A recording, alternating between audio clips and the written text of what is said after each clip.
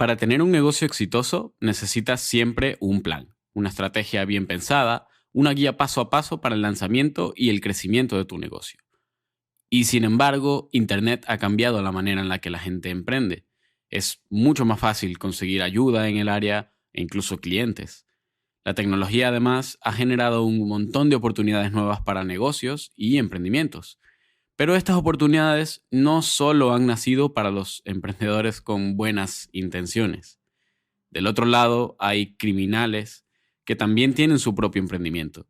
También tienen planes, redes de contactos y socios de negocios con quienes trabajan para conseguir ciertas metas.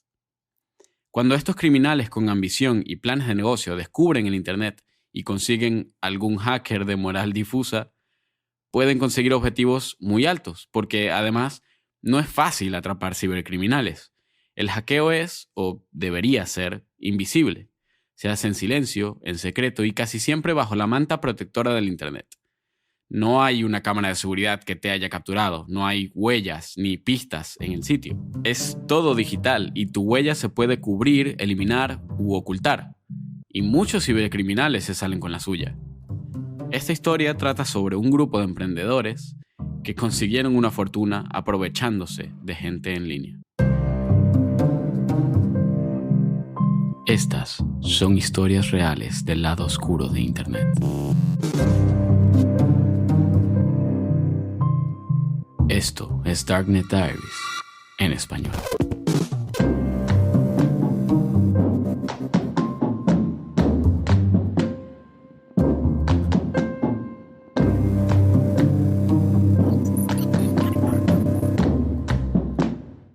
En julio de 2014, Holt Security, una pequeña empresa especializada en ciberseguridad e inteligencia, descubrió algo increíble. Ellos monitoreaban la dark web buscando actividad que pudiera poner en peligro a sus clientes, y esta vez presentaron al New York Times un artículo en el que explicaban haber encontrado una base de datos de credenciales con más de 4.500 millones de usuarios y contraseñas. Es una cantidad abismal de credenciales. Bueno, al filtrar los duplicados tenían unos 1.200 millones de credenciales, pero aún así, la cantidad es la más grande que se haya encontrado nunca. El New York Times apostó por esta historia y la publicó. La comunidad de ciberseguridad tenía sus dudas al respecto y Holt Security no quería liberar nada de la información tampoco. Eventualmente dijeron que por $120 informarían a las compañías si hubieran credenciales de sus páginas web en esta base de datos. Un poco extraño, ¿no? Encontrar la base de datos de credenciales más grande que se haya descubierto, no compartir nada de la información y cobrar una tarifa simplemente por buscar su nombre para saber si habían sido expuestos. La revista Forbes entrevistó a Alex Holden, el CEO de Holt Security. Intentaré aclarar las críticas. Hay dos piezas en este rompecabezas. Principalmente tenemos 1.200 millones de credenciales que pertenecen a unos 500 millones de correos electrónicos individuales. Estos individuos confiaron en diferentes páginas web para resguardar sus datos personales. Sus credenciales estaban resguardadas en estas páginas web. Y sin haber hecho nada mal desde el punto de vista individual, esta información fue robada por hackers. Estos individuos son las víctimas finales de este crimen. Un tiempo después, Holt Security publicó un resumen de la base de datos. Dijeron que tenían información de más de 420.000 páginas web, algunas de ellas en la lista de Fortune 500. Tenían un listado de compañías que habían sido atacadas y llamaron al grupo criminal Cyberwar, que significa ciberladrón en ruso. 420.000 páginas web son una gran proporción de la World Wide Web. Y en este punto, lo cierto es que este robo va sonando cada vez más ridículo. No tiene sentido. Imagina que eres un empleado de seguridad informática en JP Morgan Chase, uno de los bancos más importantes de Estados Unidos, top 5 del mundo. Este banco domina el sector financiero en inversiones y en operaciones bancarias. Eres uno de los 250.000 empleados de este banco que está en 39 países distintos y con 171 oficinas en todo el planeta. Eres parte del equipo responsable de proteger la data del banco, que tiene unas ganancias anuales de 115.000 millones de dólares, de los cuales 10.000 millones se usan en tecnología y 250 millones en ciberseguridad. Habrán unos 1.000 empleados de informática contratados en JP Morgan Chase. No sé si ninguna otra empresa en el mundo hace un gasto así de grande en seguridad. No juegan con la protección de sus servidores. Y si fueras parte del equipo de seguridad de este banco, ¿entrarías a revisar si están entre las compañías atacadas? Seguramente sí. No importa si es real o no, tu compañía está haciendo una inversión inmensa en la seguridad de esta red. Chequearías el reporte y cualquier otro reporte que tenga algo que ver con la seguridad informática de JP Morgan Chase. Y así fue. Un analista de seguridad informática de este banco revisó el reporte de Hall Security. Allí mencionaban la página web de una carrera benéfica que patrocinaba JP Morgan Chase. Los empleados de JP Morgan se registraban en esta página web para participar en la carrera. La página la hospedaba Simco Data Systems y Simco también estaba en las mencionadas del reporte de Hall Security. Viendo que los empleados de JP Morgan Chase se habían registrado en esa página web, era más que posible que sus datos fueran robados, y puso al equipo de seguridad informática del banco a trabajar en el caso. El equipo de JP Morgan contactó a Simco Data Systems para investigar las alegaciones de Hall Security. Simco rebuscó entre sus registros y logró confirmar que la página web de la carrera benéfica había sido atacada. Habían robado el certificado SSL del sitio a través de varias IPs diferentes, que habían estado indagando en la web sin ninguna razón legítima. 2 técnicos de JP Morgan se fueron desde Ohio a Michigan a las oficinas de Simco Data Systems para buscar una copia de los datos forenses de sus servidores. Necesitaban confirmar qué se había expuesto a estos criminales y analizar los indicadores. Con los datos de Simco, los ingenieros de JP Morgan Chase empezaron a buscar en sus propios servidores alguna actividad parecida, incluyendo las direcciones IP de los hackers. Buscaban pistas y signos de actividad sospechosa y la encontraron. Las mismas 11 direcciones IP estuvieron indagando en los servidores de JP Morgan Chase y algunos de los ataques habían sido efectivos. El banco más grande de Estados Unidos había sido hackeado y nadie se dio cuenta. Contactaron directamente con el FBI y entregaron las direcciones IP al Centro de Análisis de Información de Servicios Financieros, quienes se encargaron de circular estos datos a otros bancos para verificar si hubieran sido hackeados también. A este punto, JP Morgan Chase había estado trabajando en esta situación en silencio, mientras confirmaban lo que podría haber pasado, pero una violación de este calibre es muy difícil de mantener en secreto. No sabemos cómo entraron los hackers desde la página de la carrera benéfica a los servidores del banco, pero yo tengo varias teorías. Hackearon los servidores de Simco Data Systems y al entrar allí tendrían acceso a todas las páginas web que ellos hospedaban, así que consiguieron acceso a la página de la carrera. Una vez dentro de esta web, tendrían acceso a los datos y credenciales de quienes se hubieran inscrito para participar, y sabiendo que eran todos empleados de Chase y que la mayoría de las personas reutiliza usuarios y contraseñas en múltiples páginas web, podrían haber conseguido acceso al servidor de JP Morgan con algunas de esas credenciales. Esa es una de las teorías.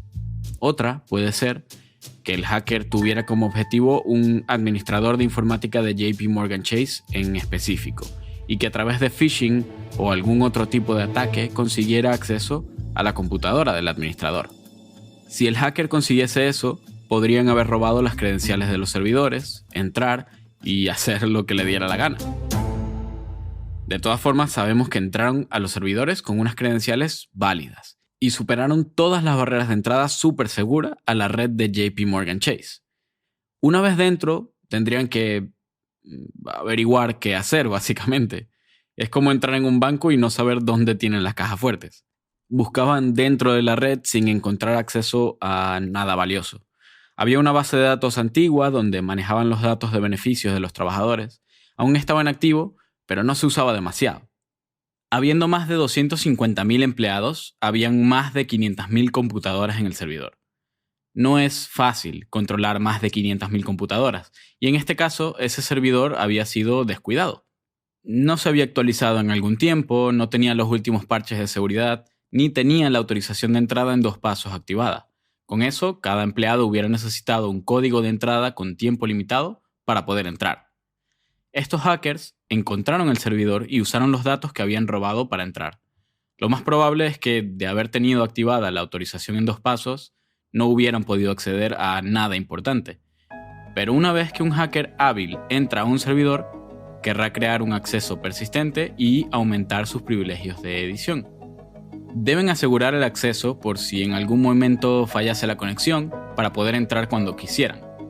Crearon una entrada trasera a la red de JP Morgan Chase en este servidor, desde donde ellos podrían entrar sin ser detectados por el equipo de seguridad. Una vez hecho esto, tendrían que indagar en el servidor buscando algo en particular. Lentamente avanzaban para encontrar los sistemas que querían atacar y eran buenos en ello. Escondían sus pasos, hacían las cosas sin activar ninguna alarma y sin que los detectase ningún antivirus. Y durante meses, estos hackers se escurrían en el servidor, consiguiendo acceso a bases de datos y exportando información a sus propios servidores, todo en silencio y siendo invisibles. En total, habían entrado a más de 90 servidores de JP Morgan Chase, incluyendo bases de datos de sus clientes. Esto se hizo público el 27 de agosto de 2014, cuando Michael Riley y Jordan Robertson reportaron el hackeo en un artículo de Bloomberg.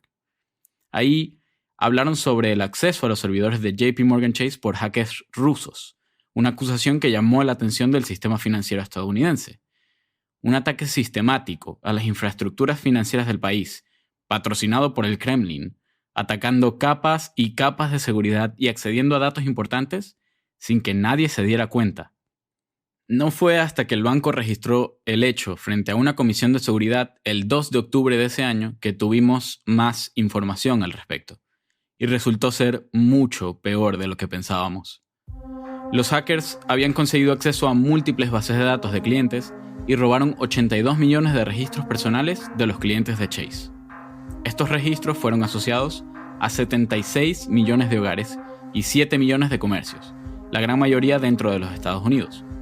Para ponerlo en contexto, en 2014 habrían unos 127 millones de hogares en el país. Eso es un 60% de la población siendo atacada y con su información expuesta. La idea de que fueran unos rusos financiados por el Estado no era demasiado sorprendente. De hecho, unos meses antes, los Estados Unidos habían sancionado a varias infraestructuras financieras de Rusia, porque en 2014 fue cuando Putin decidió tomar la península de Crimea. Putin envió montones de soldados a la península ucraniana para tomar el territorio a la fuerza con banderas de Rusia y muchas armas de fuego, y siguieron avanzando para tomar control de las ciudades y el edificio del Tribunal Supremo, que sería como el Parlamento de Crimea.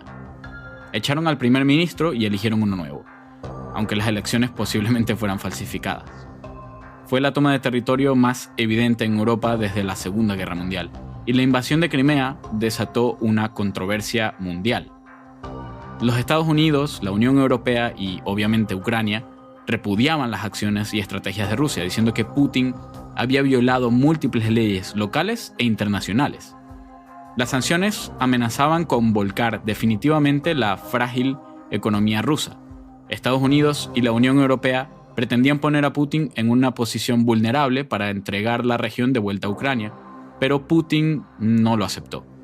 Denunció a ambas de imponer estas sanciones como otro ejemplo de la violenta política externa de los Estados Unidos y advirtió que Rusia aplicaría medidas de represalia. Escuchamos un clip de la CNN hablando al respecto. El FBI está investigando una serie de ciberataques a varias bancas estadounidenses, aparentemente provenientes de Rusia. Los hackers habrían conseguido acceso a información sensible de múltiples instituciones financieras, incluyendo el gigante JP Morgan Chase. ¿Podría ser esto un ataque en represalia? Christine Romans nos contará más. ¿Fue un ataque en represalia? Bueno, eso es lo que tenemos que averiguar con esta investigación, Alison. Los investigadores nos comentaron que la ubicación del hacker aún no está clara, pero viendo el nivel de sofisticación del ataque, la comunidad de ciberseguridad afirma que la investigación debería centrarse en Rusia. Los hackers rusos han sido múltiples veces objetivos del FBI y el momento del ataque se alinea perfectamente con las sanciones aplicadas por los Estados Unidos hacia Rusia. Esa es otra pregunta. ¿Qué motivación podrían tener? Aún no sabemos si el ataque fue motivado por razones políticas o financieras o si era una especie de espionaje. Los bancos tienen una seguridad muy fuerte y atacarlos consiguiendo tantos objetivos e información no es tarea fácil. JP Morgan Chase ha respondido diciendo que empresas de su calibre experimentan ataques de este estilo a diario y tienen medidas de protección. Los oficiales del FBI siguen investigando el caso. Para JP Morgan Chase, el ataque vino, además, en el culmen de un año terrible para su empresa. En los meses pasados habían perdido a muchos de sus miembros del equipo. En 2013, su jefe de información renunció para aceptar una posición como CEO en First Data, una empresa de procesamiento de pagos. Y casi a la vez habían renunciado otros 5 miembros senior del equipo de Morgan Chase, incluyendo al jefe de seguridad de su equipo de informática. A principios de 2014 entró un nuevo jefe de seguridad, James Cummings. Él ayudó a reclutar al nuevo jefe de información, Gregory Rattray. Cuando ocurrió el hackeo, en julio de ese año, los jefes del equipo de informática tendrían apenas 6 meses en el cargo. Cummings y Rattray eran veteranos de las fuerzas aéreas y estaban convencidos de que había sido ejecutado por rusos financiados por el Estado. Informaban que el ataque representaba una amenaza a la seguridad nacional de los Estados Unidos. Debo preguntarme si quizás su entrenamiento y experiencia militar habrían influenciado esta interpretación, teniendo en cuenta que como militares estarían más acostumbrados a ataques del Estado que otra cosa. Y no es que el ataque no pudiera ser lo que decían Cummings y Rattray, sino que la investigación del FBI apuntaba en otra dirección. Tenían a varios especialistas investigando el evento. La unidad de cibercriminales, el servicio secreto, Homeland Security, todos investigando juntos el mismo ataque. Y todo ese análisis no fue suficiente para convencer al FBI que el ataque había sido planificado por un Estado, ni que fuera una amenaza para la seguridad nacional. Toda esta situación potenció un drama político muy extraño. Y es que hay un sistema que se supone que debía haber capturado la información robada en un hack así. Piensa en un sistema de cámaras de seguridad que puedes retroceder y revisar sabiendo que algo había sucedido.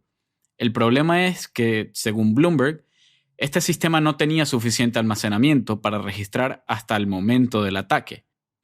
Aunque intentaron recolectar la información, ya no existía. Además, quizás por el drama político sobre quién había ejecutado el ataque, JP Morgan Chase no quería entregar la información que tenían al FBI. Se nos estaba saliendo de las manos y nada de este drama estaba haciendo que este problema se solucionara y que los millones de clientes de Chase tuvieran alguna respuesta. 2 semanas después de descubrir el ataque, el director asistente de la División de Cibercrímenes del FBI, Joseph Demarest, tuvo una llamada en conferencia con el jefe de operaciones de Chase, Matt Sames, además de James Cummings y George Rattray. Estos dos estaban seguros de que el ataque era una amenaza a la seguridad nacional, y el hecho es que si esto fuera así, el Departamento de Justicia les excusaría de la obligación de informar a los clientes sobre el ataque. La idea de esto es que, si realmente fuera lo que decían, el ataque debía mantenerse lo más secreto posible mientras se investigaba. Al final, el FBI apuntó que era más probable que el ataque hubiera sido gestionado por un grupo de criminales con habilidades extraordinarias a que un Estado hubiera financiado un evento de ese estilo. JP Morgan Chase y el FBI declararon una tregua y el banco entregó la data que había recolectado. Qué difícil lo pusieron, ¿no? Jordan Robertson, el periodista de Bloomberg, habló sobre lo que ocurrió entre JP Morgan y el FBI. Una de las preguntas que nos hicimos hace 8 meses cuando ocurrió el ataque fue ¿por qué había tanta diferencia en las historias de la gente que estaba investigando el ataque desde el banco, hablando de que estaba involucrado el gobierno ruso, a diferencia de la investigación del FBI, que decía que parecía ajustarse más a un ataque criminal? La respuesta es que sí, el banco estaba reclutando a ex agentes militares que vienen con una idea preconcebida de este tipo de ataques. Hay una diferencia fundamental entre los ataques a infraestructuras militares con respecto a un ataque del sector privado. El sector privado generalmente va más hacia los beneficios económicos y eso avivó la investigación del banco. Muy interesante la forma de afrontarlo de parte de un equipo militar. Eso ha traído problemas, Jordan, ¿cierto? Incluyendo algunos choques internos, pero también con el FBI, ¿no? Claro, lo que pasa es que si contratas personal muy bueno en ataques informáticos, bueno en hackeo de servidores, es muy distinto a defender un servidor. Y luego la comunicación con las fuerzas de la ley es otra cosa también. Vimos que el banco había chocado en varias ocasiones con el FBI y el servicio secreto en temas de divulgar información de la investigación. De hecho, el servicio secreto amenazó con llevar al juzgado esos datos porque no estaban llegando en el tiempo esperado. Un agente del FBI tuvo que intervenir para facilitar la información más rápidamente, pero sí, hubo varios choques en varios niveles de la cadena y todo esto viene de la diferencia entre el sector privado y el militar. El FBI estaba intentando localizar a los hackers usando las direcciones IP que les dieron JP Morgan Chase y Simco. Los hackers habían eliminado los archivos log, las migajas de pan que revelarían sus actividades en el servidor, así que no era una tarea sencilla. Habían comentado en algún momento que los hackers se comunicaban en ruso, pero no sé si tendrían alguna prueba de ello. Ahora, ¿qué nos dicen las direcciones IP? Los investigadores siguieron buscando y las ubicaron en varias partes del mundo. Habían lanzado ataques desde Rusia, Egipto, Sudáfrica, Brasil y la República Checa. Además, todas llevan a proveedores de hosting que alquilaban servidores a quien lo pidiera. Una muy buena manera de esconder tus ataques si eres un criminal. Es que claro, no querrás hacer un ataque desde tu oficina o desde tu casa. Entonces, alquilas un servidor del otro lado del planeta y ejecutas el ataque desde allí. Este grupo tenía un servidor en Egipto, desde donde lanzó varios de esos ataques. Y de hecho, el día que se anunció, dejaron de usar ese servidor y cancelaron la cuenta.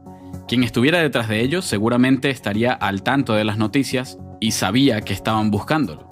Y las investigaciones continuaron, con reportes de otras entidades financieras en Estados Unidos dando más contexto sobre lo que había pasado. Resulta que Morgan Chase no fue el único objetivo. En octubre de 2014 se estimaban unas 12 o 13 entidades bancarias atacadas por el mismo grupo. Por lo que veo, ninguna se pronunció oficialmente al respecto, pero sí que hubo reportes donde se veían las mismas direcciones IP en los servidores de Fidelity Investments, ADP, HSBC, Citigroup y Bank of the West. La industria financiera estaba en modo alerta. En algunos solo entraban y revisaban, pero otros encontraron pistas de que habían robado algunos datos. Emily Glaser del Wall Street Journal dijo esto al respecto.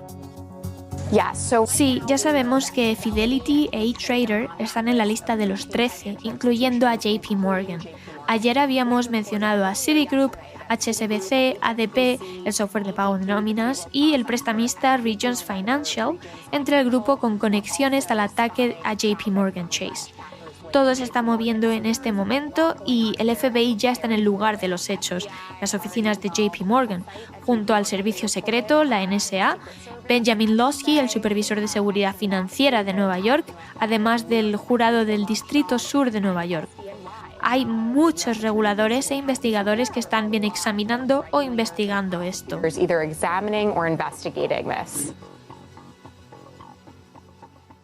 En 2015, 7 meses después del ataque, JP Morgan Chase seguía con las investigaciones. Internamente se llamaba Rio Investigation. Contrataron a expertos de fuera de la empresa y a algunos ejecutivos técnicos para hacer una junta de control. La idea era reunirse cada 2 semanas para analizar cómo afectaría el ataque a JP Morgan y sus clientes, además de asegurar que los hackers no volverían a entrar. Y es que ese año fue un año muy importante en el mundo de los ataques informáticos. A Target, el megamercado americano, le robaron 40 millones de números de tarjetas de crédito a finales del 2013 y a eBay lo atacaron en mayo de 2014. En septiembre de 2014, mientras JP Morgan Chase avanzaba en su reinvestigation, descubrieron que habían hackeado también a Home Depot. Un montón de datos de tarjetas de crédito de sus clientes había sido publicada en la dark web. Se pensó que el ataque a Target y a Home Depot había sido por el mismo grupo, pero no sabían realmente quiénes eran. Y la realidad es que muchos de estos hackers, trabajando en esta escala, nunca son atrapados. Pero a mediados del 2015 sucedieron cosas extrañas en la reinvestigation. El 21 de julio, la policía israelí coordinó 2 arrestos bajo órdenes del FBI. Recordemos esa fecha, 21 de julio de 2015. La policía llegó sin esperarlo a casa de Gary Shalom, de 31 años, y de Ziv Orenstein, de 40. Ambas personas arrestadas y acusadas de fraude fiscal o manipulación ilegal del mercado. Gary Shalom es una persona extravagante. Vivía en una mansión de $6 millones en un barrio lujoso de Tel Aviv, como decir el Beverly Hills de Israel, donde viven los ricos y los famosos. Su armario lleno de trajes y zapatos caros y $500,000 en efectivo. Ziv Orenstein vivía en Bad Heifer, también millonario, pero un poco más bajo perfil.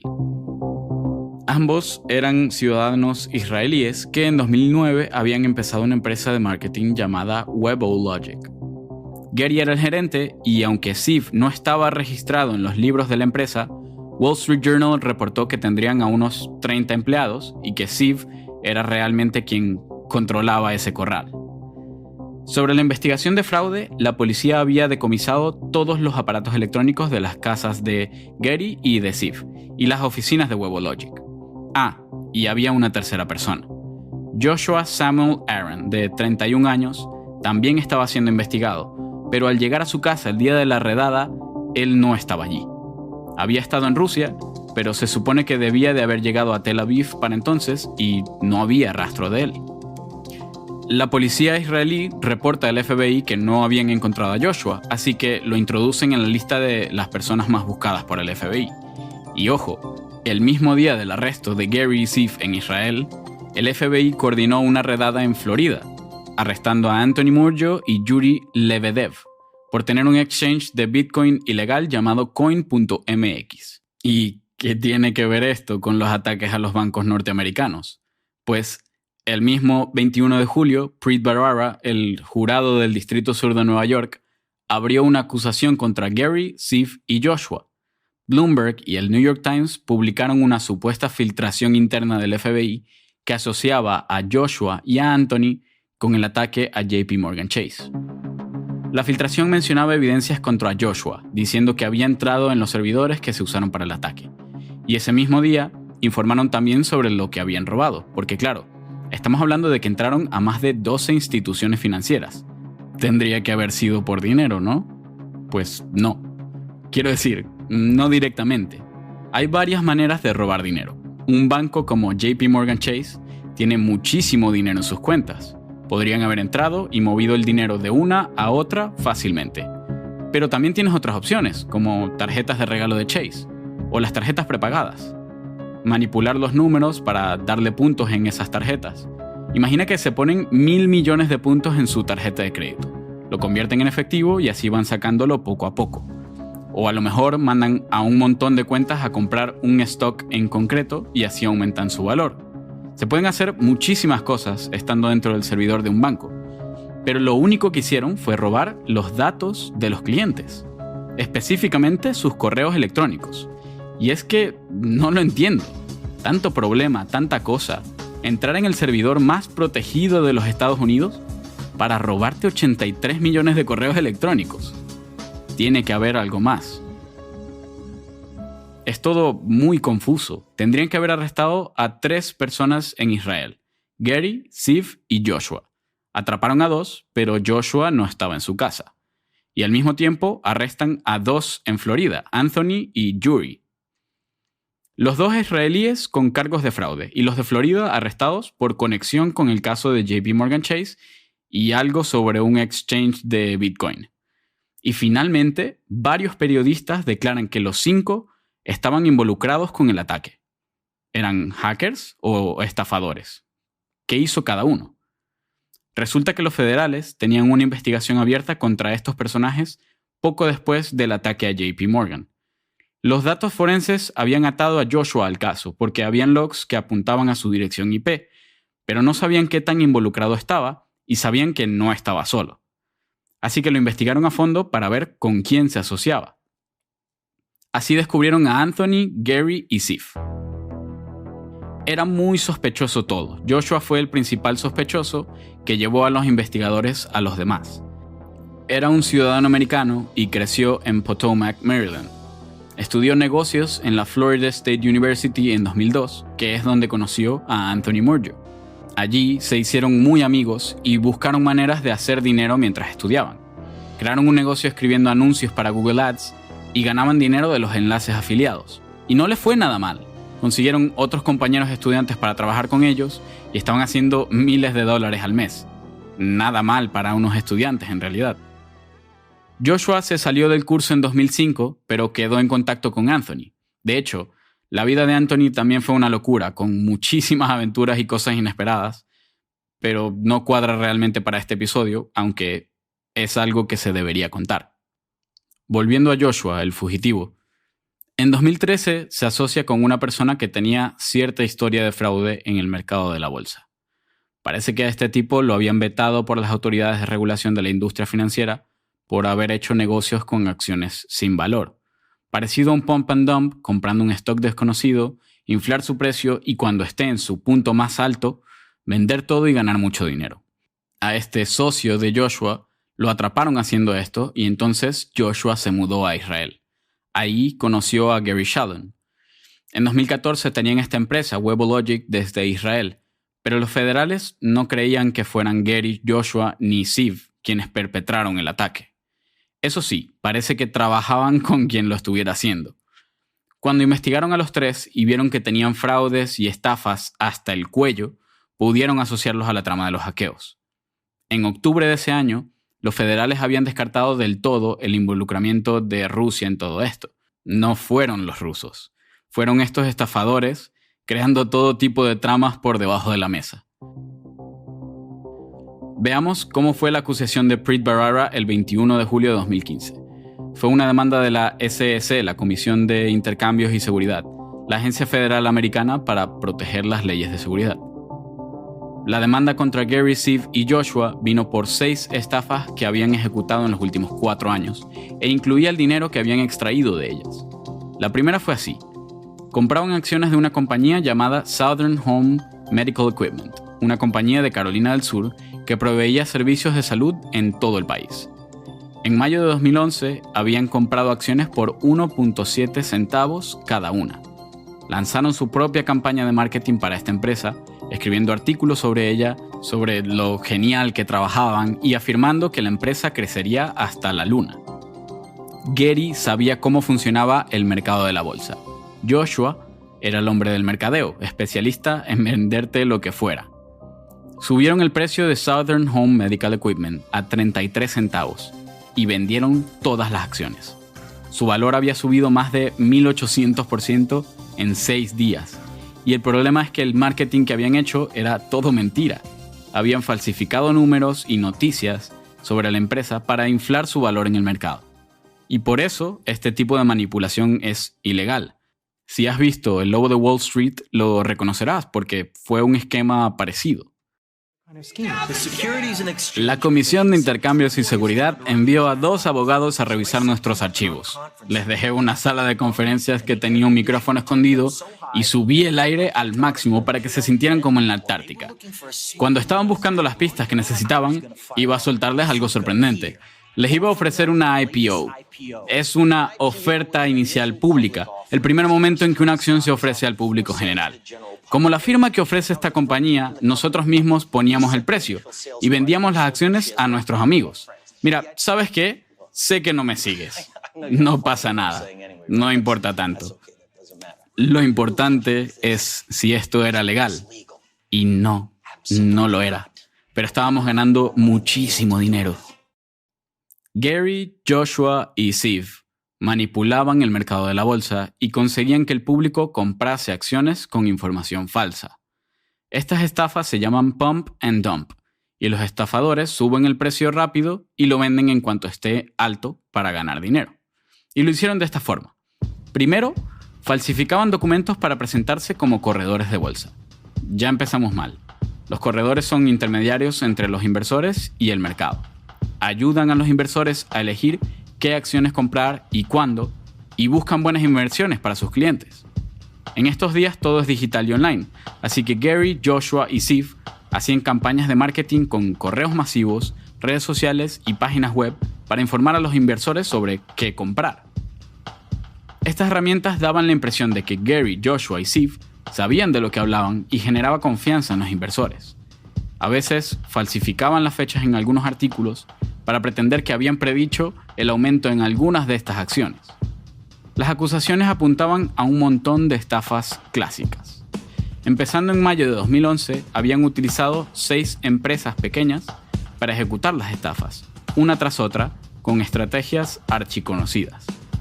Compraban acciones a menos de $5 y las vendían por muchísimo más unos días después, aprovechándose de estos artículos y webs falsas. En 2011, con solo 3 de estas empresas, habían generado $460,000. Pero no era suficiente con eso. En febrero de 2012 eligieron a Mustang Alliance, que es una corporación de minería. Compraron 2 millones de acciones en una semana, subieron el precio más de un 65% y vendieron rápidamente por un beneficio de $2.2 millones. En un par de años habían conseguido casi 4 millones solo con estas estafas. Y este no era su único emprendimiento. Gary era el jefe de operaciones y CEO de WebLogic.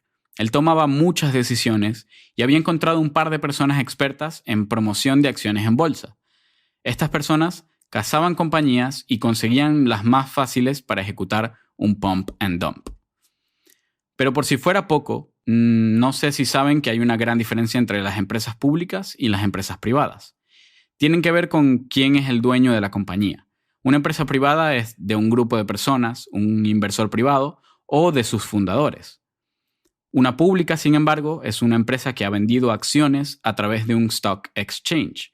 Parte de esta empresa, por ende, es de las personas que hayan comprado dichas acciones. De hecho, las empresas privadas tienen complicado el participar en el mercado de acciones. Es un proceso que toma muchos años. Incluso para empresas legítimas con un crecimiento muy rápido, tienen que aplicar y pasar por una auditoría para poder participar en el stock exchange. Y cuando finalmente ocurre, lo primero que deben hacer es una IPO, una oferta pública inicial. A veces, Gary encontraba empresas privadas que tenían buen prospecto para ser promovidas y creó un sistema para ayudar a estas empresas a entrar en el mercado de acciones público para luego hacer un pump and dump con ellas. A través de los años, Gary había creado un montón de empresas ficticias, empresas sin empleados, sin beneficios, sin oficinas. Estas empresas existían únicamente en papel y Gary hacía todo lo necesario para llevarlas al mercado de acciones público, cosa que podría haberles tomado años. Eso sí, una vez estas empresas ficticias estaban en el mercado, Gary se hacía pasar por un corredor de bolsa oficial y ofrecía a empresas privadas a unirse a estas. Y así ayudaría a aligerar el peso de la burocracia y entrar rápidamente en el mercado bursátil. Todo es súper positivo para Gary porque, claro, él vendía su empresa ficticia a esta empresa por, no sé, miles o cientos de miles de dólares e incluso algunas acciones prepagadas para él y sus compañeros. Ya estaba ganando dinero incluso antes de empezar con la estafa como tal. Entonces, vendía su empresa falsa, la empresa privada se unía con la misma y entraba directamente al mercado, todo con el pretexto de ser un corredor de bolsa con ganas de ayudar a los pequeños empresarios a conseguir sus metas. Una vez estaba hecho esto, empezaba la maquinaria de marketing para conseguir un boom en la empresa. A eso se le llama pump. Y cuando estaban a punto de caer por su propio peso, Gary y Ziv y Joshua, todos vendían sus acciones, el dump. Si Gary era el CEO de la operación de estafa, Ziff sería el manager e informático. Ziff compraba dominios y creaba webs con estética súper legítima sobre el mercado bursátil. Él mantenía las cuentas de redes y manejaba todos los documentos falsos. Controlaba todas las piezas del rompecabezas. Mientras que Joshua era el encargado de comunicaciones y marketing. Escribía los artículos y los materiales promocionales para diferentes empresas.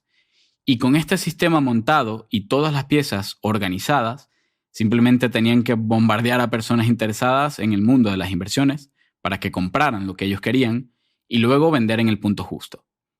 Ahora, claro, esto no tiene nada que ver con lo de JP Morgan Chase, ¿no? Perdón, ahora voy con ello. Verás, mientras estos tipos hacían cosas en el Stock Exchange y publicaban su marketing para las empresas elegidas, también utilizaban los correos electrónicos. Enviaban en masa correos a personas vendiéndoles oportunidades, inversiones a pequeña escala que crecerían exponencialmente en pocas semanas, generando sensaciones de ansiedad, el llamado FOMO, Fear of Missing Out o miedo a perder oportunidades, y con cierta legitimidad en la manera de redactar y adornar las cosas.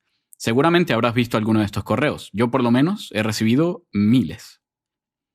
Gary y su equipo compraban listas de correos a entidades poco confiables y enviaban correos spam en masa a todo el mundo, pero en algún momento decidieron profesionalizarlo, o al menos no externalizar el proceso.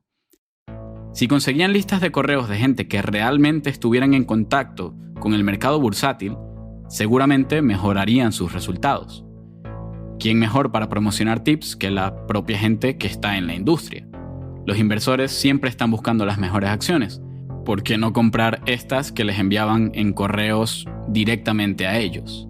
Y ahí entra en acción el caso de JP Morgan.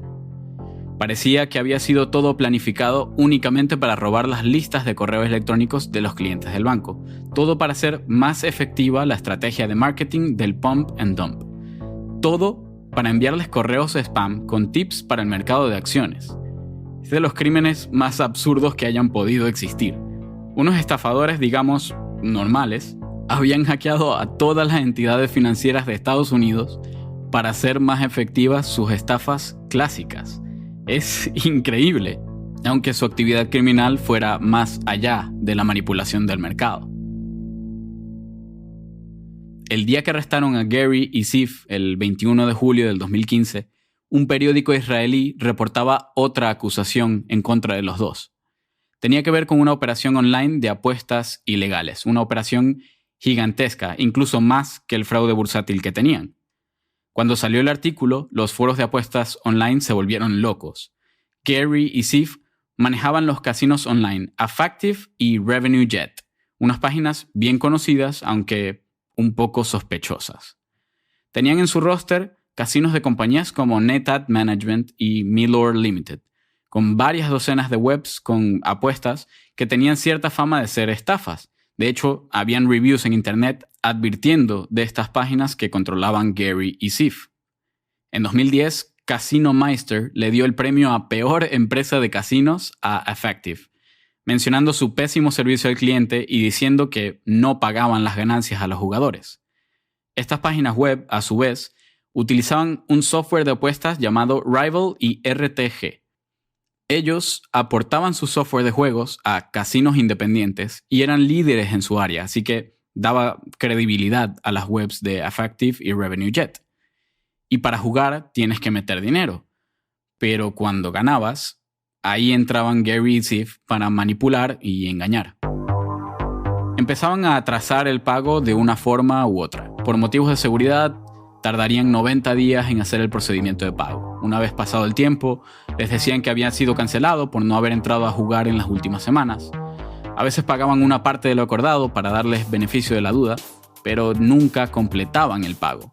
Y los jugadores, después de un tiempo, se rendían y lo daban por perdido, simplemente jugaban en otros sitios o incluso utilizando las ganancias recibidas para seguir jugando en la misma web. Y si no pagas las ganancias a los jugadores, todo es beneficio para ti. Y es que, igual que el hackeo a JP Morgan Chase, esta estafa no tenía ningún sentido.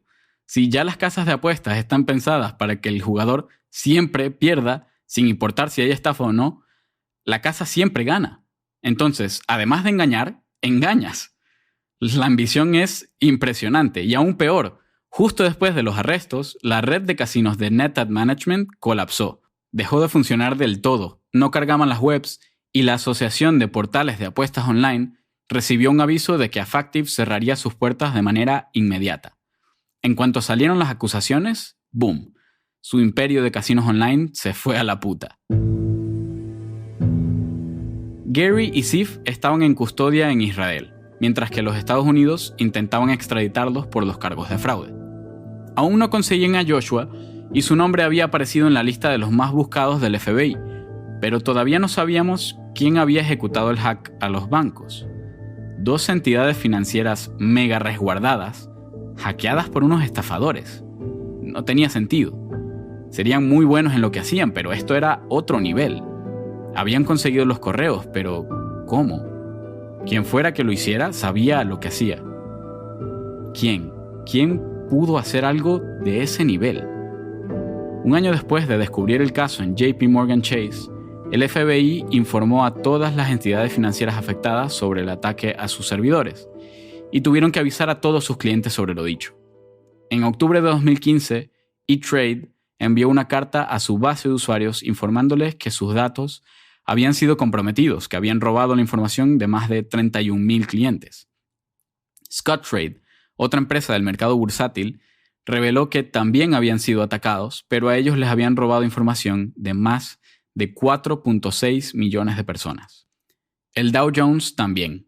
No son una institución financiera como un banco o un stock exchange, pero tienen muchísima credibilidad en sus artículos de divulgación de información del mercado, más de 137 años en la industria. Publicaban en el Wall Street Journal, en MarketWatch y en Barron's. Y también informaron a su base de usuarios en octubre del 2015. Explicaban que los hackers posiblemente estuvieran dentro de los servidores por más de 3 años, pero que habían encontrado evidencia solo de 3.500 robos de contactos o información de pagos. La información de direcciones IP y el tipo de malware encontrado apuntaban a las autoridades a pensar que todo había sido ejecutado por el mismo grupo de hackers. Un mes después, salió a la luz toda la evidencia. El 10 de noviembre de 2015, Preet Bharara, el jurado del Distrito Sur de Nueva York, desveló una acusación mayor en contra de Gary, Ziff y Joshua. Una bomba. Buenas tardes. Mi nombre es Preet Bharara, jurado del Distrito Sur de Nueva York para los Estados Unidos de América. Hoy anunciamos cargos criminales en uno de los mayores casos de ciberhackeo que jamás hayamos encontrado. Estos cargos involucran la intrusión durante años a 12 compañías diferentes, 7 instituciones financieras, además de 2 distribuidoras, 2 empresas de software y una empresa de inteligencia de riesgos de mercado. En cualquier medida, las intrusiones a estas firmas han sido de una escala impresionante. Los acusados presuntamente robaron información de más de 100 millones de clientes, incluyendo 83 millones de un único banco afectado, el mayor robo a una institución financiera. El banco afectado fue JP Morgan Chase, como ellos mismos han divulgado. Para esconder sus acciones, los acusados operaban a través de más de 75 empresas falsas y más de 2.200 documentos fraudulentos, incluyendo 30 pasaportes falsos de 17 países diferentes. La buena noticia es que el FBI y el Servicio Secreto han descifrado el caso y buscamos probarlo frente al juzgado. En este punto, la evidencia era impresionante. Estos tipos habían estado operando una organización criminal internacional online de alto calibre. Esta nueva acusación en contra ponía sobre la mesa 23 cargos de fraude informático, hackeo, lavado de dinero, robo de identidades y muchísimas cosas más. Este grupo había operado todo este sistema interconectado de esquemas ilegales. Estafa sobre estafa sobre estafa. Habían generado miles de millones de dólares. Lo que habían descubierto los federales era inmenso, era increíble, una locura. Pero, un momento, vamos a hablar de dinero, porque eso era lo que le interesaba a Gary, ¿no? Quería hacerse pasar por un empresario exitoso viviendo en su mansión de Tel Aviv con todos los lujos. Y en realidad supongo que sí que lo era, un empresario exitoso, porque además tendría algunos negocios que no eran ilegales, que también generaban ingresos. Pero para vivir la vida que quería vivir, siempre estaba buscando el siguiente paso. Y todas estas estafas, el casino online, el fraude bursátil, los hackeos, todo esto generaba millones a Gary, Ziff y Joshua, un dinero que no podían meter en un banco. Eso atraería la atención de las autoridades. Los bancos habrían tenido que reportar esos ingresos por sus políticas, así que tenían que encontrar maneras de lavar ese dinero para poder utilizarlo. ¿Te acuerdas de las empresas falsas que creaba Gary? Las que utilizaban para unirse a empresas privadas para poder entrar en el mercado bursátil público. Pues les venían increíble para lavados de dinero. Gary y Ziff movían el dinero de arriba abajo y transferían millones de dólares de los casinos a cuentas en Chipre, luego por entre todas las empresas falsas. Y este proceso era ya un sistema casi científico.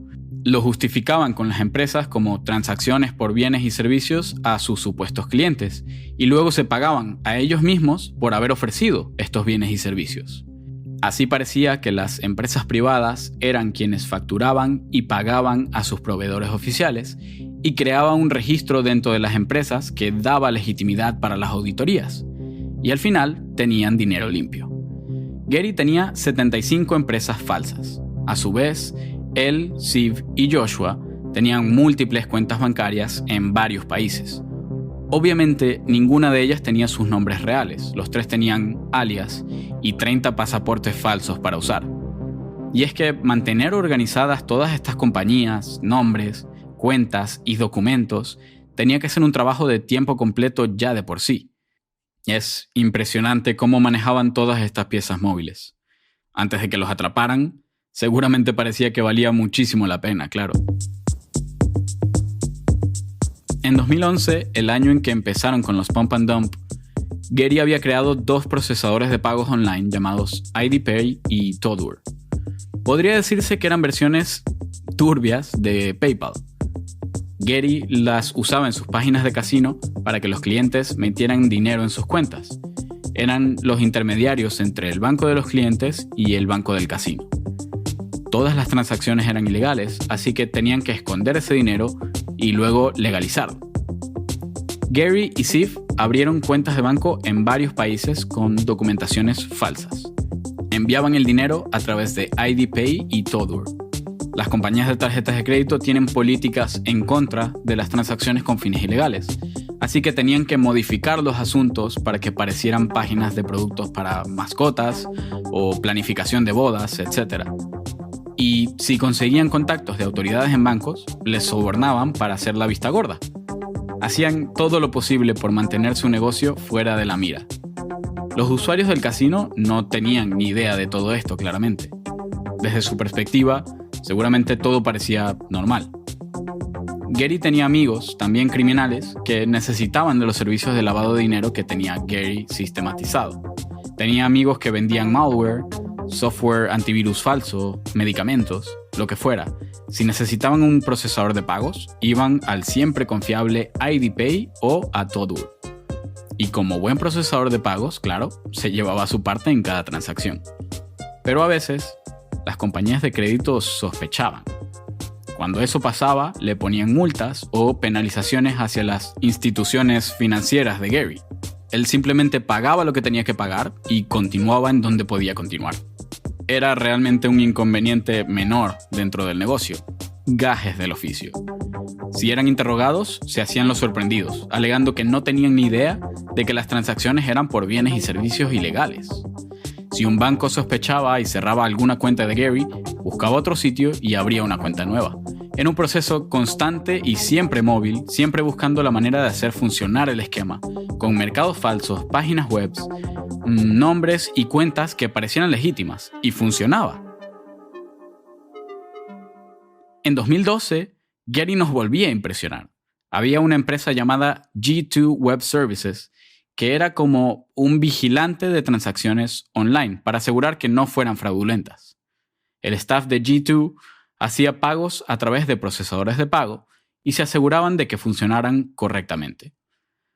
Gary usaba IDPay y Todour para sus transacciones ilegales todo el tiempo y no quería que la G2 marcara como fraudulento su servicio, así que contrató a un hacker para que buscara la información de las tarjetas de crédito de G2 y así podría ponerlas en una lista negra, evitando que pudieran hacer las pruebas necesarias. ¡Qué descaro! Hackear una empresa de vigilancia para que no pudieran vigilarte. Es que es ridículo. En 2013, 2 años después de su creación, Brian Krebs publicó un reporte sobre actividad potencialmente sospechosa en IDPay. Una fuente había encontrado a IDPay en varias páginas web de antivirus falsos. Páginas como bloquealespia.com, malwaredefender.com, guardiapersonal.com y otros 50 dominios más, todos falsos. Krebs investigó IDPay y no consiguió nada de información al respecto.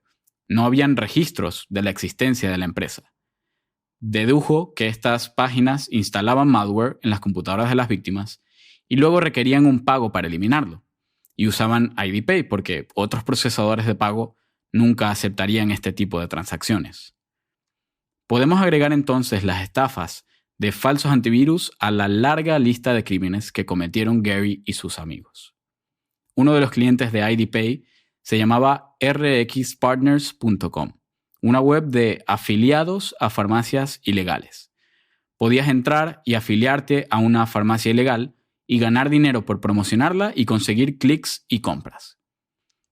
En 2013, nadie sabía que Gary estaba asociado a IDPay ni a los hackeos y estafas de las que hemos hablado. Gary se concentraba en no ser detectado por empresas antifraudes como G2 Web Services, pero no se preocupaba por los agentes federales. ¿Cómo lo consiguieron los agentes federales? Un mes antes de su arresto, un agente encubierto entró a uno de los casinos de Gary y depositó algo de dinero con su tarjeta de crédito. Cuando chequeó las transacciones, había aparecido como una compra a houseofpets.com, casa de mascotas, que ni siquiera era una web real. Esto fue una pista importante que llevó a una investigación mayor y eventualmente hasta Gary, Steve y Joshua, pero el hackeo a JP Morgan Chase fue lo que los derrumbó. Ojo, habían robado más de 86 millones de datos, sin haber saltado ninguna alarma. JP Morgan Chase no había detectado la intrusión, todo estaba diseñado con extremo cuidado, y los hackers lo habían ejecutado magistralmente. Se dieron cuenta del robo cuando Hold Security publicó su reporte que mencionaba haber encontrado las bases de datos en venta en la Dark Web, incluyendo empresas como Simco Data, y uniendo cabos, JP Morgan Chase confirmó que ellos habían sido víctimas del hack. No se suponía que lo averiguaran, así que una vez que se publicó, fue que empezaron a cubrir sus pasos. El servicio de alquiler en Egipto, por ejemplo, lo cerraron porque sabían que los estaban buscando. Pero JP Morgan no fue el primer objetivo. Se habían salido con la suya con otras 6 entidades financieras antes de eso. El mismo día que se les acusó de los 23 cargos en contra, una tercera acusación fue desvelada en Atlanta. Esta se centraba en los hackeos y explicaba más al detalle cómo habían ocurrido. Los agentes habían confirmado que Gary estaba involucrado y que Joshua lo había ayudado. También sabían que ni Gary ni Joshua eran hackers con estas habilidades, así que la acusación mencionaba a un tercer involucrado desconocido llamado John Doe, el hacker misterioso. Entonces, con esta acusación supimos que E-Trade y Scottrade habían sido vulneradas. Primero entró como un usuario normal a E-Trade y algo encontró, no sé qué, que le permitió entrar al servidor de los desarrolladores, pero no se robó nada. Pasado un año, y Gary le informa al hacker sobre el plan de robar las bases de datos de usuarios y le da acceso al hacker a varios servidores de alquiler en todo el mundo, en Sudáfrica, Rumanía y la República Checa. No eran a pruebas de balas, pero estaban registrados anónimamente. Y con todo listo para el ataque, Scottrade fue la primera víctima. El 8 de septiembre de 2013, el hacker reportó un problema. Había encontrado un antivirus en Scottrade que le impedía entrar más allá de la computadora de un empleado y este no tenía acceso como administrador. Así que por 2 meses estuvo intentando entrar sin éxito. El 22 de noviembre, el hacker pidió un usuario normal para entrar en Scottrade y Gary y Joshua se lo proporcionaron. Así, encontró más vulnerabilidades en el sistema y logró explotarlas para entrar en sus servidores. Y al día siguiente, encontró las bases de datos. Las revisó y encontró nombres, números de teléfono y direcciones de correo electrónico. ¡Bingo! Justo lo que estaba buscando. Hizo un conteo rápido de las entradas y 6 millones de datos de usuario. Gary estaba muy emocionado y le pidió al hacker todas las direcciones de correo. Pero mirando bien, se dio cuenta de que había otro usuario administrador logueado en el mismo servidor y estaba ejecutando comandos. Se puso muy nervioso. Necesitaba descargar esta base de datos y la tenía justo enfrente, pero tenía que hacerlo sigilosamente, no podía llamar la atención del administrador. Si se diera cuenta de que había ocurrido algo extraño, lo hubieran expulsado de inmediato. Así que esperó a que el administrador se desconectara y rápidamente descargó todos los datos a un servidor controlado, cubrió todas las pistas y se desconectó del servidor de Scottrade. Le dio a Gary la contraseña y la localización de la base de datos. Y el 25 de noviembre, Gary envió al hacker un reporte de lo encontrado. Tenían 4 millones de datos de clientes individuales de Scottrade, de los cuales 100.000 eran residentes de Georgia. 2 días después, el hacker añadió más información al mismo servidor. El 27 de noviembre tenían los 6 millones de Scottrade. Y sin perder tiempo, saltaron a E-Trade al día siguiente. Entraron con un ataque bruto a un servidor de videoconferencias de su red. Una vez que entró, buscó una entrada persistente, se concedió acceso privilegiado y empezó a buscar las bases de datos de usuarios. En 4 días, había entrado en otro servidor de E-Trade e instalado un software malicioso. 4 días más y consiguió acceso a servidores internos y a la plataforma de los administradores. El objetivo. En esos servidores estarían todas las bases de clientes de E-Trade y empezó a copiarlas en los servidores alquilados. El software que había instalado seguía copiando y exportando datos durante días. Eventualmente habían conseguido 15 millones de datos de usuarios. Para el 16 de diciembre, uno de los socios de Gary ya había limpiado todos los servidores y había hecho copias y unificado las bases de datos de E-Trade y Scottrade, justo lo que necesitaba Gary, datos de contacto a millones de potenciales inversores. Durante 4 meses, el hacker había entrado y salido de múltiples servidores de E-Trade y Scottrade sin levantar ninguna alarma, sin que lo detectasen los sistemas de seguridad. Pero E-Trade empezó a sospechar de que habían sido atacados. Lanzaron una investigación interna e incluso involucraron agentes de la ley, pero no consiguieron nada. No había evidencia de ningún tipo de robo, no habían registros de copias porque el hacker los había ocultado muy bien, así que perdió fuelle poco a poco. Pero no se habían equivocado. Mientras E-Trade y Scottrade eran hackeados, los casinos de Gary estaban generando una cantidad considerable de dinero. Tenía al menos 12 casinos online, que en octubre de 2013 habían generado $78 millones. Gary y Ziv tenían a 270 empleados en call centers de Ucrania y Hungría. Estos respondían a las inquietudes de los clientes y también ayudaban a marearlos cuando pedían retirar su dinero. Querían tener cada vez más jugadores en sus casinos y, para ayudar, Gary llamó a su hacker. Cuando una persona quiere apostar online, normalmente empieza desde Google, hace una búsqueda sencilla y visita uno de los primeros sitios que aparezcan. Si sale de primero, seguramente sea popular y fiable. Y sabiendo esto, Gary quería mejorar su posicionamiento web. Y muchas cosas influyen en este ranking. Se llama SEO. Optimización de motores de búsqueda por sus siglas en inglés. Es un poco misterioso. Usan un algoritmo, pero no es transparente y generalmente se asume que teniendo más enlaces a tu web mejoraría tu posición. Mucho del SEO se basa en que si más sitios web apuntan a tu página será más popular. Y Gary buscó un ingrediente secreto para conseguirlo. The secret ingredient is crime. pidió ayuda al hacker y empezó a buscar la manera de crear cientos de enlaces que apuntasen a los casinos de Getty. Empezó a hackear diferentes blogs en WordPress que estuvieron abandonados, miles de sitios que no habían sido actualizados en años, con plugins antiguos, software sin actualizar y efectivamente muchas vulnerabilidades. Entró en ellos y dejó enlaces a las páginas de los casinos. Comparado con hackear bancos, esto era nada.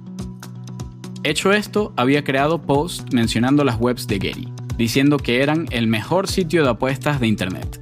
Y una vez reindexados, el posicionamiento SEO de los casinos era muchísimo mejor.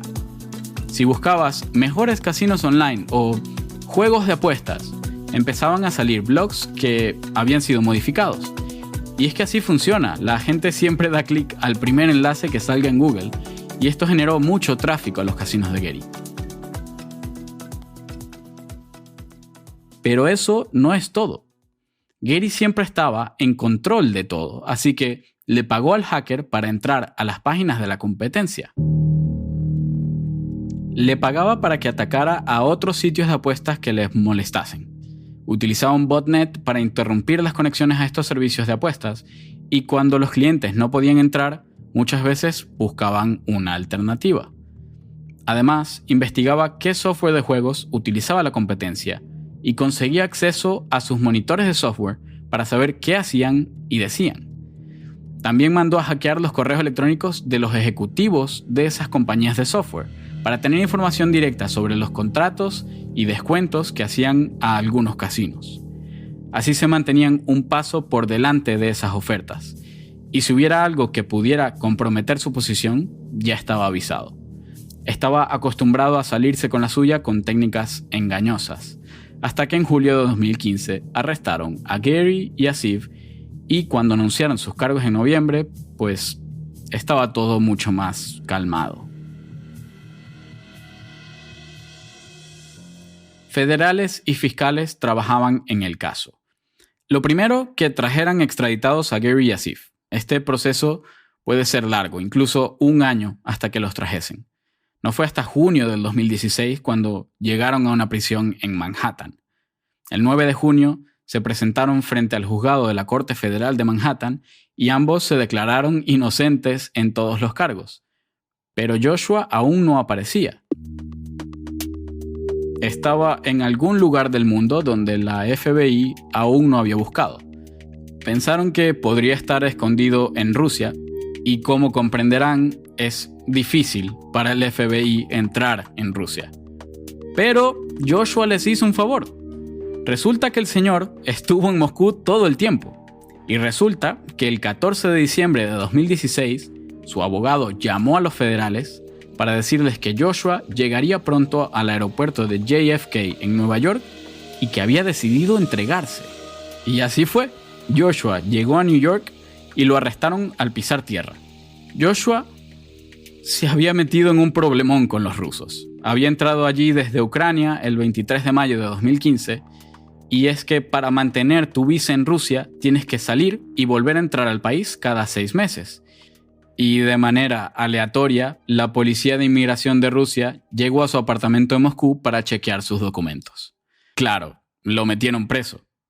El 20 de mayo de 2016, un juez lo multó con el equivalente a $80 y le ordenó la salida inmediata de Rusia.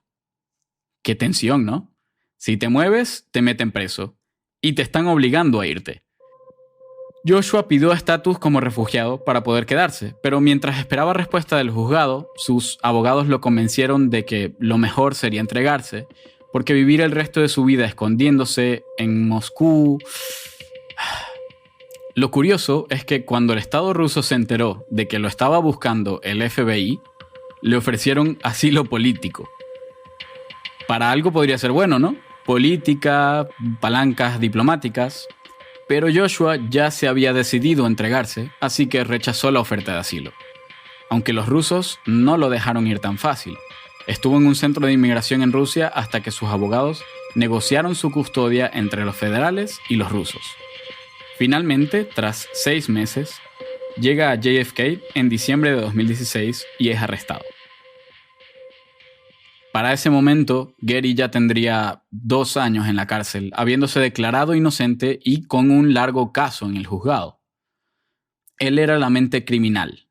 Tenía contactos y muchos conocimientos sobre cómo operar, además de que sabía bastante de cibercrimen y estaba en sus redes. Los federales sabían que les podía ser valioso, así que le ofrecieron algunos tratos a cambio de ayuda. Por ejemplo, liberarlo si se declarase culpable y se hiciera informante del FBI. El 22 de mayo del 2017 salió una noticia importante en el periódico The Calcalist de Israel. Getty había pagado una cifra de $403 millones en concepto de incautaciones a las autoridades estadounidenses. Esto le liberaba de 3 procesos criminales contra él, además de una demanda por lo civil. Suena mucho, pero sabían que había ganado más de 2.000 millones. Getty aún tenía muchísimo dinero en el bolsillo, y entregarlo todo significaría tener que darles una larga lista de países, cuentas y nombres distintos al FBI, 81 para ser exactos. Algunas en Suiza, con más de $100 millones, otras en Chipre, Georgia, Luxemburgo, Latvia, en todas partes, con millones de dólares, además de todo el efectivo, joyas y su mansión de 6 millones en Tel Aviv. Y no se los estaba poniendo fácil, Getty.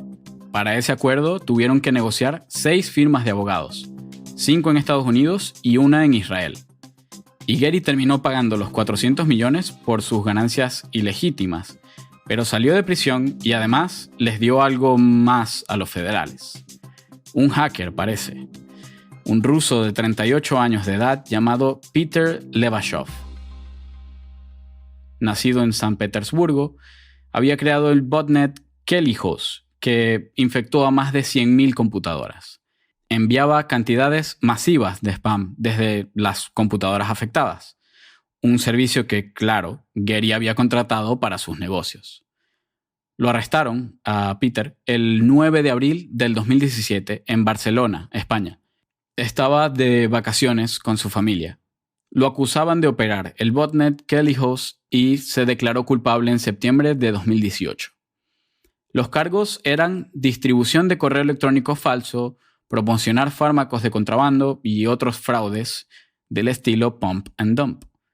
No se sabe bien qué le dijo Gary a los federales sobre Peter, si lo había delatado sin más. Quizás la pregunta importante sería, ¿era Peter el hacker misterioso de Gary? Yo pensaba que sí, pero resultó que no. En diciembre de 2017 llegaron algunos agentes a Georgia, el país. Habían ido a la capital con órdenes de arrestar a Andrei Turin, de 35 años. Andrei es ruso, pero Estados Unidos lo había estado buscando y sabían que viajaba a Georgia desde Moscú, así que lo recogerían antes de que desapareciera. Era un reconocido hacker de alto nivel. Creían que este era el misterioso hacker, el que había ayudado a Getty en tantos crímenes y estafas durante años. Y en cuanto pisó tierra fuera de Rusia, los agentes americanos lo arrestaron. A Rusia no le gusta entregar a sus hackers, pero no podían hacer mucho en Georgia, así que lo extraditaron. Algunos hackers rusos juegan a doble cara. Son freelance, así que aceptan trabajo de quien les pague su valor. Pero, ¿por qué no sacarle más dinero a la información ya que están? Ellos la descubren, la leen y la descargan. Claro, le suben una copia al cliente que ha pagado, pero la copia de ellos sigue siendo igual de valiosa. Así que, si alguien estuviera interesado sobre una altamente protegida inteligencia americana, alguien como el gobierno ruso, el FBI había descartado que el hack a JP Morgan Chase fuera ejecutado u organizado por el Estado ruso. Pero nada detenía a Andrei de conseguir la protección del FSB, que es el órgano de inteligencia ruso. No fue confirmado, pero se dice que la FSB reclutó a Andrei. Parte de la evidencia sugiere que tenía algún cargo alto en la misma. En cualquier caso, les tomó más de un año llevarse finalmente a Andrei a una prisión federal. Una cosa sobre los juzgados americanos es que cuando llegó este caso, un juzgado federal es quien se encarga, pero cuando Trump entró al poder, mandó a renunciar a los 46 jurados federales de la administración de Obama. Preet Bharara, el jurado del Distrito Sur de Nueva York, había coincidido con Trump días antes, así que no renunció directamente, pero al día siguiente fue despedido y el cargo fue asignado a Geoffrey Berman. El 7 de septiembre de 2018, Geoffrey anuncia que Andrei finalmente había sido extraditado a Nueva York. Un éxito. Extraditar a un hacker ruso a la prisión federal por cibercrimen no se hace todos los días. Pero igual, unos meses después, Trump despidió también a Geoffrey Berman. Supongo que no le gustaría cuando empezó a investigar a su abogado personal, Rudy Giuliani. Algo sobre sospechas de actividad criminal. Trump asignó el cargo a Jay Clayton. Nunca había sido fiscal federal, pero era el director de la Comisión de Intercambio y Seguridad. El caso de Andrei había llegado a 3 juzgados distintos con 10 cargos de hackeo, conspiración, fraude y robo de identidad. Todo respecto a las empresas de Getty únicamente. Y aún así, el día que llegó a Nueva York, se declaró inocente de todos los cargos. No quiso admitir nada. El 25 de septiembre hizo una declaración inicial en la conferencia previa al juicio. La fiscalía presentó la evidencia con un traductor oficial ruso. La mayor parte estaba en ese idioma y era evidencia irrecusable. Más de 3.500 páginas de chats entre él y Getty hablando sobre los planes y las estafas. Más de 2 terabytes de información, además de la evidencia en las computadoras de Gary y Ziff en Israel. Tenían la data de las empresas, los registros y otros 3 terabytes con información sobre el ataque a JP Morgan Chase. Nada que se pudiese imprimir físicamente. Mucha evidencia en datos muchas veces complejos. Los fiscales no son muy buenos en informática, pero los abogados defensores tampoco. Había que transformar todo esto en información inteligible, así que trabajaron juntos en eso, mientras que las fechas de juicios y conferencias se posponían. Más de un año de eso hasta que el caso terminó repentinamente. El 23 de septiembre de 2019, Andrei se declaró culpable de todos los cargos: estafas, hackeo, apuestas ilegales, conspiración y fraude fiscal. Había admitido entrar ilegalmente a 8 instituciones financieras entre junio de 2012 y agosto de 2014. A ojos del público, esta era la primera condena oficial de todo el caso. Afirmaban sus abogados que las mentes criminales le habían dado a Andrei las instrucciones sobre qué hacer. Habiéndose declarado culpable, finalmente no hubo juicio. Le asignaron 12 años en prisión el 7 de enero de 2021. Había ganado más de $19 millones solo de esta actividad. Se cree que Getty está viviendo en algún lugar de los Estados Unidos fuera de prisión. No le dejan salir del país hasta que pague las incautaciones declaradas por el FBI. Pero bueno, no hay mucha información sobre el caso. Creo que siendo informante del FBI, mantienen su caso más en privado. No hay muchas formas de averiguarlo. Pero a Ziff sí que lo condenaron, aunque aún no le han dado su sentencia. Y como aún no hay información respecto a ninguno de los casos, lo más probable es que estén trabajando con las autoridades como informantes. Información a cambio de protección y cierta ayuda en sus casos.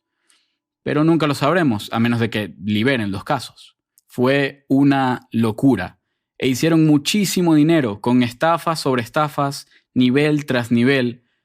Todo el cuento tiene un montón de giros y es muy complejo si lo ves desde el final. Planes, fraudes, lavado de dinero por empresarios estafadores que luego involucraron hackers. La red de personas y recursos de Getty era interminable. El hack a JP Morgan no fue aleatorio. Fue ejecutado por una persona con un ansia insaciable de tener siempre más. Más hackeos, más datos, más estafas, más dinero. Hay cierto glamour en la historia de Gary Shalon. Dinero, relojes, mansiones, pero también hay mucha desesperación. ¿Qué más podía necesitar? No eran suficientes los cientos de millones de dólares que tenía. Es que nada parecía satisfacerlo, y al final, la ambición llevó a la destrucción de su propio imperio.